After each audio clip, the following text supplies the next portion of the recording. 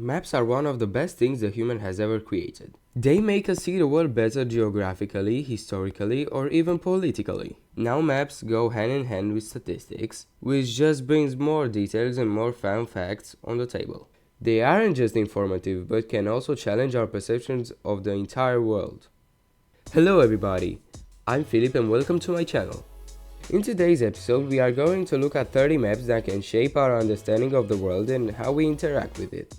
I'm also going to point out the things that I find interesting, so stick around till the end of the video, it will help me a lot. I found these maps on Reddit, so I don't expect the image quality to be that good. But anyway, let's start. The most used apps in Europe to message each other as of 2023. Firstly, we got WhatsApp, which is mostly used by Western Europe and some of the Eastern Europe countries. WhatsApp's valid, I use it. Then we got Facebook Messenger, which is also valid, but I don't personally use it. I know many people who use it, that's why I say it's valid. Then we got Telegram. Who uses Telegram? I knew these specific nations use Telegram, but I didn't know that much. Anyways, tell me in the comments if these maps are right, because I can't be sure. Anyway, on to the next one, Viber. Who uses the Balkans? Never heard of that app. Never heard of it. I may be dumb for not knowing it. Now let's move on to the second map. The world's most livable cities in 2024. First off, we got North America. We see USA with its multiple cities. It's doing pretty good. Yo, shout out to Seattle. I didn't expect them to be dark blue. Calgary is number 5 in the world, tied with Geneva. We're gonna get to that later. Moving down to Central America, it's not doing very good. Then Southern America, as we move more south, it progresses. I see Montevideo, Buenos Aires and Santiago. As of this poll, I don't know if it's really accurate. You can tell me in the comments, of course. Europe is clearly the best. Look at how many cities there are. I can't even name them. There's so many. Vienna is obviously number 1. Then we got Copenhagen, which surprised me a bit. I think it should be a little lower. Then we got Zurich. Then we got Geneva, which I talked about it earlier. It's tied with Calgary for the 5th spot. Asia is really good towards the Pacific. I think that Chinese cities are raising the quality of life there, which is pretty good if you ask me. India is super populated. Yeah, it's expected. We move on to Australia and New Zealand. Well, Melbourne is occupying the 4th spot for the best livable city, and the region is doing really good for itself. We can see Perth, which is just isolated from the rest of the cities, but it's still in darker blue, so it's really good. Now, this is a really great map to look at. We see the world in 250 million years. All the continents are united together to form Pangaea Proxima. The Indian Ocean will soon be just a lake. Europe and Africa are getting colder, as I see here. Scandinavia more south than London or Paris or even Rome. We see a big range of mountains with the new highest point around the coast of USA. Los Angeles will be totally isolated. South America will be just engulfed of mountains. Cape Town being at the summit. Antarctica also smashing into South America. Australia smashing into Asia, forming another big mountainous region. Also, there's no Sea of Japan. Just this lake here, and the Himalayas will deteriorate as new mountains will emerge. Another cool map to look at for Europe. How do the people say Germany?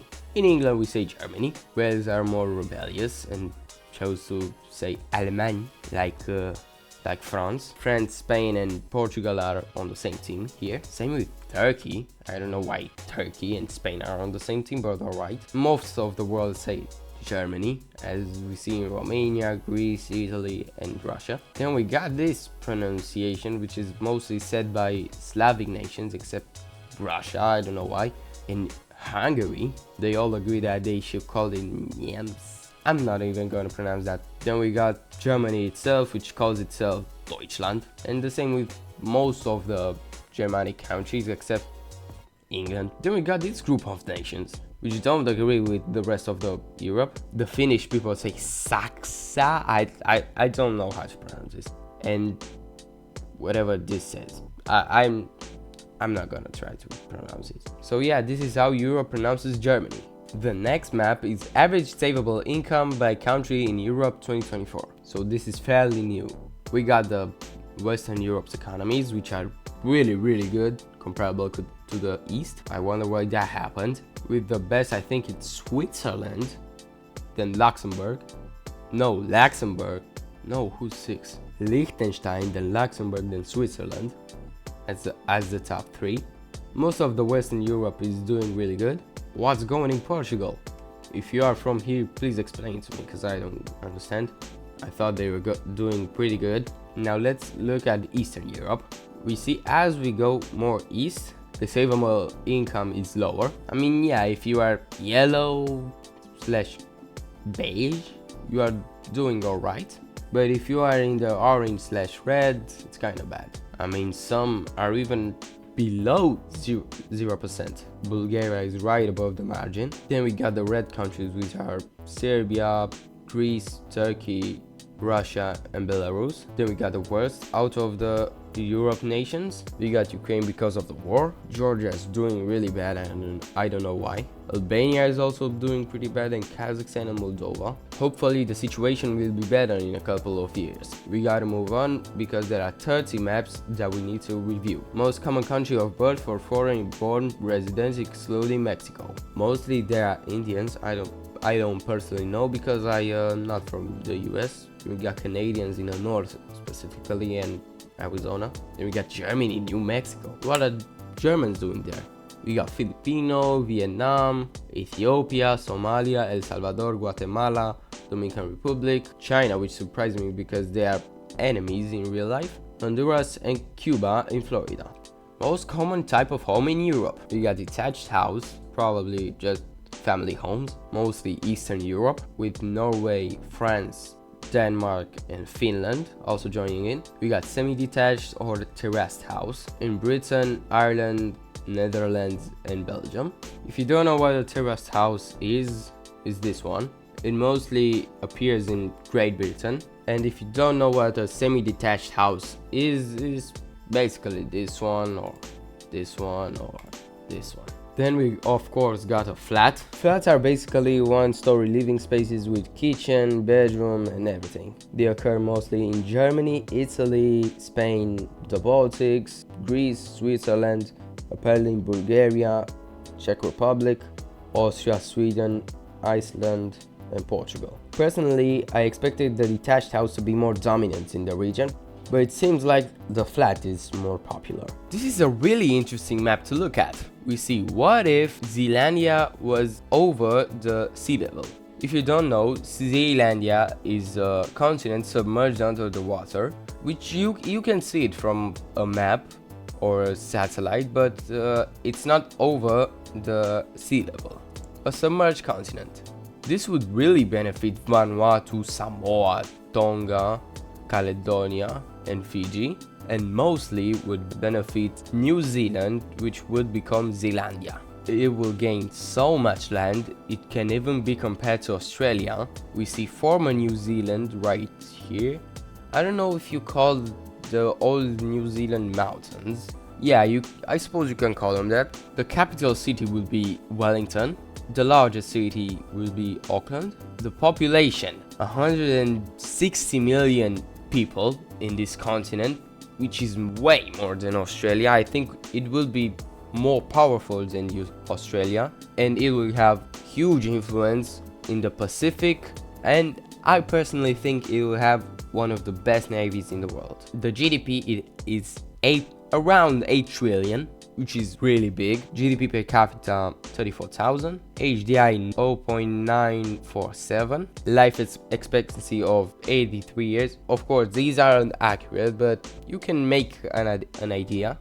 I think this would be one of the greatest powers in the world. Regions of Europe according to Turopia. We see Western Europe here in a lighter yellow. I mean, Britain and Ireland are clearly Western. So are these countries right here. Andorra and Monaco, I think, are Southern, yes. Then we move on to Central Europe, which is pretty accurate. You can argue that Slovenia is Balkan, but I think they're getting towards that Central Europe. They are kind of central, and also culturally they are going towards central. In Southern Europe we see Portugal, Spain, Italy and Greece. We also see Andorra, Monaco, San Marino and Vatican, which, yeah, you could argue that Greece is Balkan, but geographically it's southern, 100%. Then we got the Balkans. The Balkans are defined right about here with the Danube River and goes right about here. So yeah, these countries are pretty much Balkan, except Romania. You could argue that they are from Eastern Europe geographically, but I think they fit the Balkans. Then we got Eastern Europe in a darker yellowish color with Belarus, Ukraine, Moldova, the Baltics and Russia, which is pretty fair. And the Nordic countries, of course, Iceland, Norway, Sweden, Finland and Denmark. Some say that Estonia is Nordic, but I don't think so. Now let's look at the map of Euro winners. It is pretty controversial. Why? Because the USSR won a Euro. Here I see that just Russia is counted. But I think it would be fair if you count all of these other nations, since they were a part of the USSR. By these countries I mean the Baltics, Belarus, Ukraine, Moldova, Kazakhstan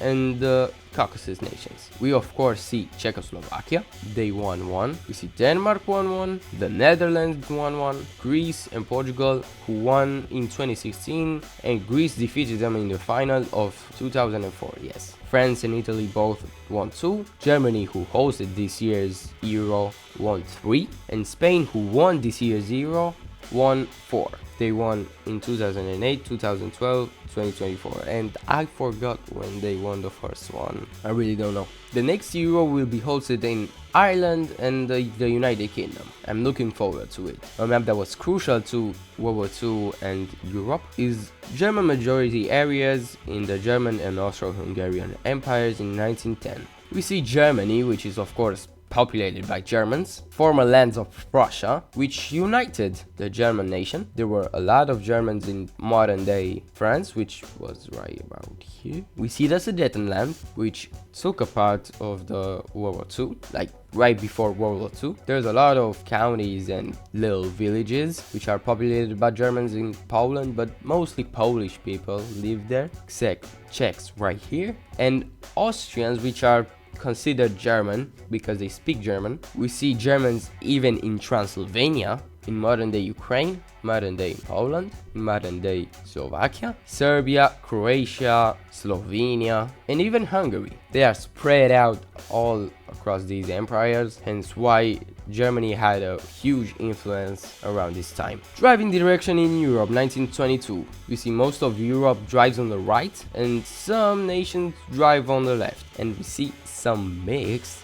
I don't know how that will work out, but alright. I don't know why some chose left, some chose right. Maybe there's some history towards it. A map that surprised me was map of Italians in the USA. I didn't know that Italians are present in the USA, especially in this region. I mean, over 10%, that's a lot. We see some also in California, some in Florida, and spread all across the nation. If you are from the US, do you know Italians who recently moved into the US? Share your opinions in the comments, because I don't know. I didn't know that they are Italians. Mostly in New York, Pennsylvania, New Jersey, and Massachusetts. I mean, yeah, this map surprised me. Another map of the US, this time religion. We see Mormons here in Utah and Idaho, which I did know they exist. I did know they were popular, but I didn't know that they are this popular to be a majority. We see Lutheran right here in the north, Catholic, which are just spread all across the nation, and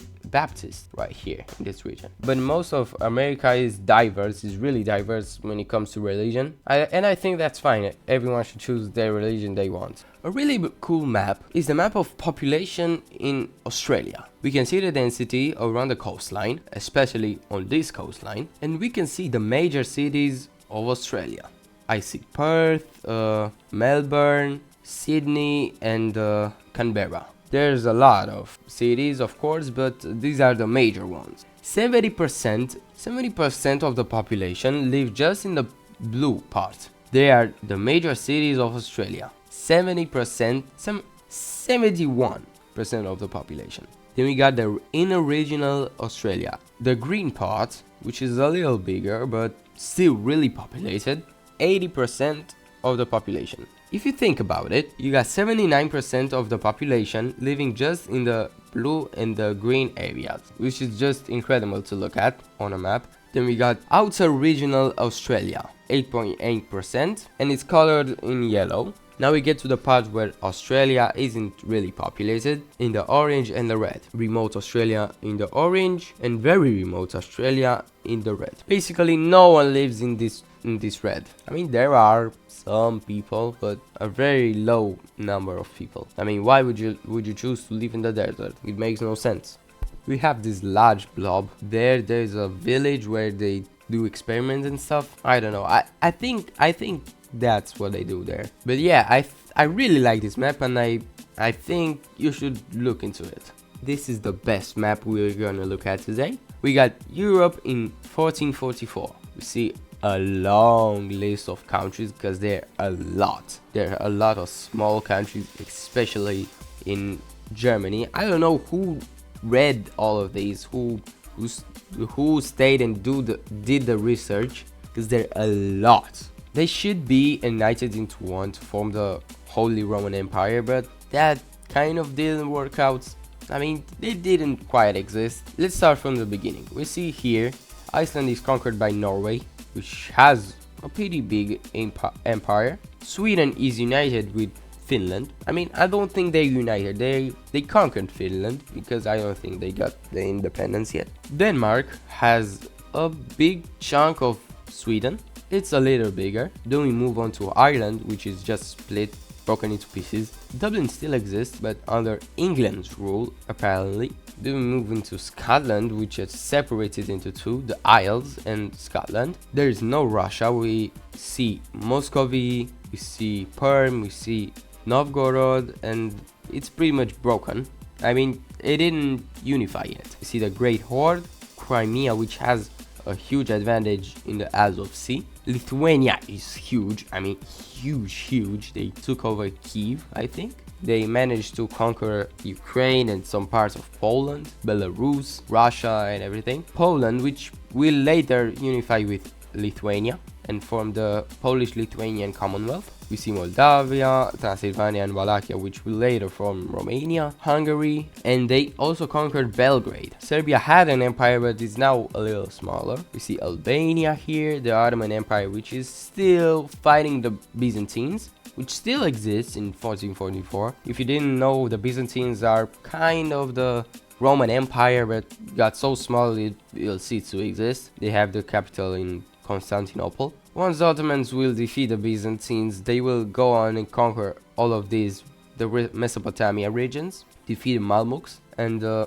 conquer most of Europe. They will fight Hungary, Austria, and later Russia. For decades, centuries, they will have a huge influence in this region. We move on to Africa, where Morocco exists, and Tunisia. They aren't too big, they aren't too powerful. They will later be colonized by Europe, but they didn't know that yet. We move on to Italy. We see the Papal States, which are really influential at this point. We see Florence, we see Milan, we see Venice, which is pretty similar with Genoa. Both have colonies outside of their territory. Like Venice here has all the Adriatic coast. They have Crete, most of the islands in Greece. Some were conquered by Genoa, which also have Sardinia. Genoa has some colonies right here. Crimea made ports, and they kind of control the trade in Europe along with Venice. Spain is broken. We see Portugal, of course, but Spain is split into Castile, Aragon, and I think this is Andalusia. Aragon is huge. I didn't know that they were this big. They control all these islands, even Malta. Wow. We see the Timurids, and in Central Europe is just a mess.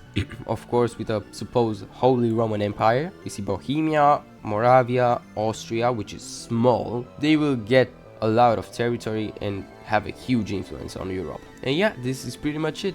I really love this map. I can go for hours. We can do another video discussing about it.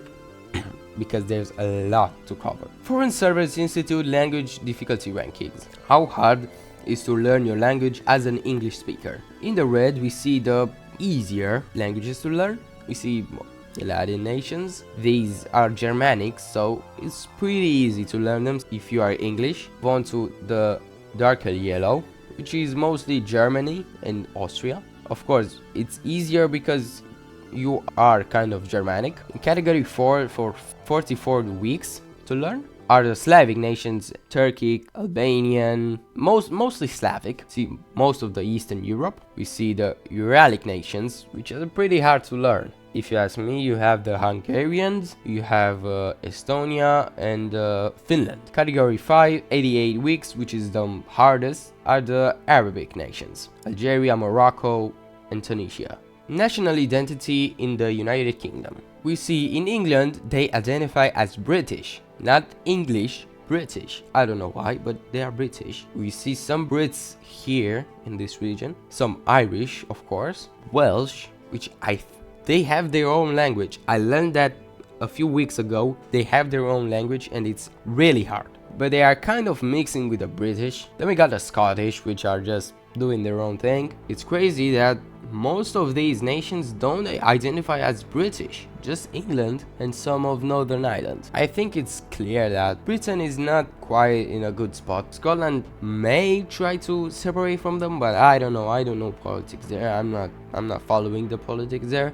So you can correct me if I'm wrong, but I think Scotland might want to separate to gain their independence and join the European Union. But yeah, let's go on to the next map. America. Some people really confuse America. We got the Americas, which are both continents. There are 2 continents, not 3, not 1, 2 continents, the Americas. We see Central America, which is right about here between. It's technically in Northern America. If you speak about the tectonic plates and such, they are in North America, but they can classify themselves as Central America. Yeah, it's kind of confusing. We got South America, of course, Latin America, which is colonized by Latin countries, except Suriname and Guyana. The Hispanic America, it of course doesn't include Brazil, because they aren't Hispanic. Same with the French Guiana, because they aren't Hispanic, they are Latin, but not Hispanic. Iberian America, it's basically just Latin America, but not with French Guiana. We got Anglo America, which was colonized by the English. Middle America, which is the buffer zone between North America and Southern America. French America, the part where the French colonized it, but they don't include Louisiana, which was later sold to the English, and yeah. And the United States of America, of course. Now this is gonna be interesting, since China claims all these territories, like naval territories, and it's pretty controversial. Brunei, of course, doesn't get the naval access they want. I mean, China's over here, Brunei's over here. China wants this land that's next to Brunei. The Philippines just don't get anything, they just leave it there. And Vietnam doesn't even get the coastlines. But these are just claims, they don't mean anything. Same with Taiwan, they claim Taiwan to be a part of China, but Taiwan is really just independent, hence why this territory is claimed by China. And yeah, if you ask me, this is really what China should have. I mean, yeah, you still got some access to the sea, but I think this should be Vietnam, this should be Philippines, this of course should be for Taiwan. They are independent, so yeah. And Japan will get most of this. But yeah, I'm not a politician, I'm not a leader of China, I can make these. I can make these things. You of course got this micronation, but yeah, they don't count.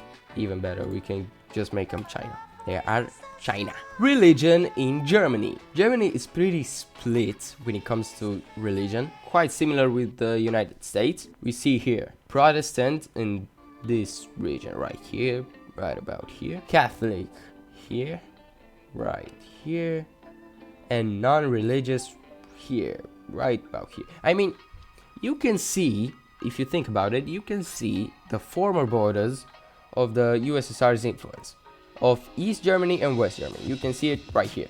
You can see Berlin, which is split into two. You see most non-religious are here, most religious are in the west. Same with Germany's bigger scheme. You can see the US's influence here, USSR's influence here. I mean, yeah, it's pretty crazy to think about that. That happened decades ago, but the influence is still here. They haven't changed. I think economically it's pretty much similar.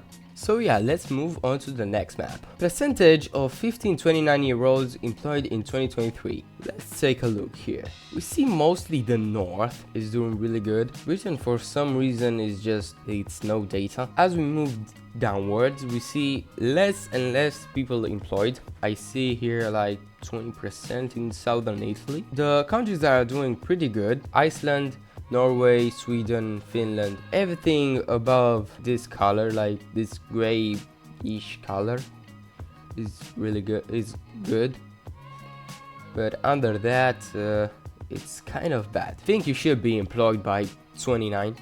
I think that's reasonable. We see Netherlands and Switzerland doing really good. You can clearly see that in their economies. France itself is doing okay, and the southern nations, I don't know why, maybe there's a reason to that. It seems like the southern nations aren't doing pretty good. There might be a reason to that, but I don't know, you can correct me in the comments, of course. We see Portugal, Spain, Italy, Greece, Bulgaria, Romania, Serbia, Croatia, all of these nations doing pretty bad at this stat. It may be the temperature, it may be the weather, I don't know what's the problem, especially here in Italy. Especially here in Italy, where the north is doing alright, but the south is pretty bad. I mean, you can see it also in the economy, and there's a lot of statistics that separate these two parts of the country. An incredibly important statistic is Passenger Railway Networks 2020. Why I think that? Because I think the railway system should be just like in Europe, like so many railways and public transport between the countries. But in North America, Australia aren't doing pretty good and aren't doing as good as Europe. They mostly build highways or something like that. Especially in North America, I don't know why they got rid of the passenger railway networks, but I think the passenger railway networks are really important, especially for Europe. In Southeast Asia, we can see that India developed the railway, but the other nations didn't quite develop them as well. I mean, just look at the density right here in Germany.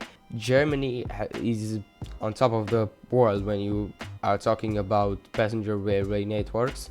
Germany is the next level. I mean, I was once there, it's incredible. But as we go outwards, you see that the railways lower in density. I don't know how to say it. There aren't as much. And also in Australia, I'm not even gonna talk about that. There's like 14 railways in the whole continent. Another fun fact that amazes me personally is that the last 6 Euros since 2004, each one of them were won by a Southern European nation. You could count France as a Southern European nation, but they're more Western than Southern. We see Greece won in 2004. It was a shock to the whole world. Then we have Spain, who won it in 2008, 2012. Then Portugal in 2016 with Cristiano Ronaldo. 2022 was won by Italy. And this year's Euro was won by Spain. So yeah, we also looked at another map regarding the Euro, but this one is just basically a fun fact. In this map, we see Virginia's claims in North America. You see here in the beginning they claimed all this territory, most of the United States of America and some parts of Canada. Then they realized, oops, we can't do that, so they claim only the region until the Great Lakes right here, including Michigan, Minnesota, Illinois and multiple others. Then they retreated because you can't claim all of that just because you want to. They retreated just to West Virginia and Virginia itself, and in 1863 they just retreated to Virginia since West Virginia broke apart, and this is how it is today. This is also mostly a fun fact, not a map to look into to deep dive, but yeah, it's cool to know that. Personally, I didn't know that. How do Americans say pop, soda or Coke? We see that soda took over the nation and will probably be the one used universally. Coke is just Coca-Cola now. So yeah, I didn't know that. Or maybe I'm just dumb. Prisons versus colleges. I mean, we know how America is. I'm not gonna get into that, but there's a reason why there are more prisons than colleges in the most part of the nation. Except California, Arizona, West Virginia, Pennsylvania, New York, Vermont, New Hampshire, Maine, Massachusetts, Rhode Island, Connecticut, New Jersey, and Delaware. Oh, not to forget Hawaii. There would also be Puerto Rico, but it isn't a state. Another super interesting map is shape of the world. How humans thought the world really looks like. 150 AD, the world was mostly centered around Mesopotamia and Egypt and Asia. They knew mostly about Asia. I don't know what's this big blob over here, but alright. I don't know what's this. I don't know where's the rest chunk of Africa. Probably they didn't explore it yet. Then we move on to 1050. We can see that the world looks totally wrong. Why is it totally wrong? Because I think they lost some of the information they had here. What I can say, I can see Egypt here. I can see some of Asia here. I don't know what's this arrow here. I don't know what are these islands here. And I think this is Europe and this is the Caspian Sea, but I don't know because this map is really bad. Then we move on to this map, which is 10 times better than this one. We see a huge ton of islands. You see, this is the Black Sea probably. This is the Caspian Sea. They didn't know about Britain apparently. We see the Adriatic Sea, which is just too big. The islands in Greece. We see Crete. We see the Boots in Italy. We see the Iberian Peninsula. I see France. And this is pretty much distorted. 1375. We see a way better map of the Mediterranean. Of course, we can see where the trade is. We see the whole Mediterranean being explored. Here in the Black Sea is really good. We see this region right here where has been trading going on. Right about here, that's where they stopped. Finally, we see Great Britain, we see Denmark, and kind of Scandinavia and the Baltic Sea, but they didn't quite know the outlines yet. Then we move on to 1489. We see that they discovered where Africa stops with Magellan, and yes, they don't know about India. I don't know what it is, but they don't know about India. They know about the Persian Gulf, Caspian Sea, which just looks distorted. Same with Scandinavia, but they kind of narrowing it down. Then they figure it out that this is a separate continent, and this is a separate continent which will end at some point, but they don't know exactly when. So they didn't finish it simply. They figured out about India, the Indochina, and Scandinavia is still looking bad. They figured about Madagascar, some of Indonesia, and finally they discovered the Americas. They don't know where it ends, so they didn't put that. Then they explored more of South America and North America, but here is cold. They can't just go in the cold. Then they explored more right here in Canada and Siberia, nearly what we have today, because they don't know about Antarctica, I think, and some parts of Greenland. I don't know what's this about right here, but alright. So basically the world map. I could go in a deep dive about this, but there's some maps I need to show you before I end this video. Largest trading partner by total value of exports and imports. Germany is the powerhouse right here. Everyone is trading with Germany. Russia is trading with China. Ukraine with Poland because they helped Ukraine in the war. Belarus, of course, with Russia. Moldova, of course, with Romania. Kosovo with Turkey, since they support them, Albania with Italy. I think there's a lot of trading going down here. Even San Marino is trading more with Germany than with Italy. I don't think that's true, but I don't make the statistics. Croatia is similar with Albania, lots of trading going here. Germany is trading with the Netherlands. Ireland and the UK trade with the US, of course, because they are active in the Atlantic. Portugal trades with Spain, Spain trades with France, and France trades with Germany, and Germany trades with the Netherlands. Finland trades most with Sweden, but Sweden trades most with Germany. Same here, Finland trades more with Estonia, hence why Estonia has the biggest partner with Finland. And yeah, that's pretty much it about this map.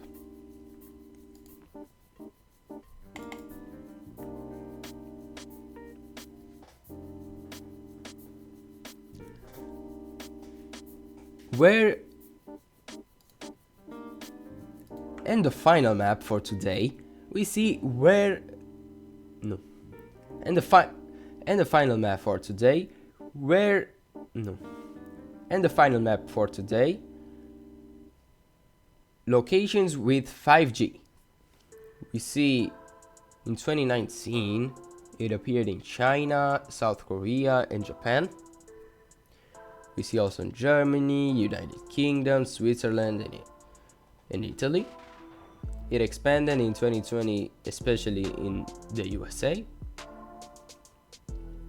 2021 it expanded everywhere. I see also in Thailand. Some locations here, some locations here, but not quite as much. 2022. In 2022, we see more in Europe, right about here. In 2023, we see a lot of 5G in India, which is really populated, so it's good. We also see here in Eastern Europe, except Serbia, Romania, Moldova, Ukraine, Belarus, Bosnia, and Albania. I mean, Romania is kind of starting, but not quite.